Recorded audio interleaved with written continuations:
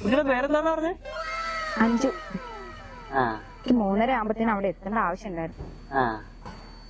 ഇൻസ്റ്റാഗ്രാമിലൊക്കെ ഉണ്ടോ?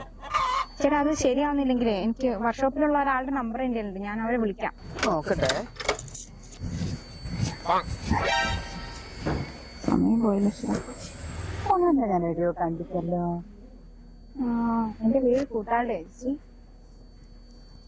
രഘുവിന്റെ മോളാ? ആ, രഘുവിന്റെ മോളാണ്.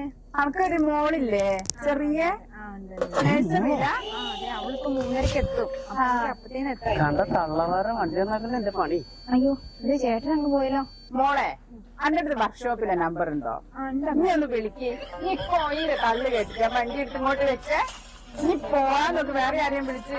എന്റെ ദൈവം, ഇവനെയൊക്കെ ഇനി അല്ലാണ്ട് വിശ്വസിക്കാം മോളെ.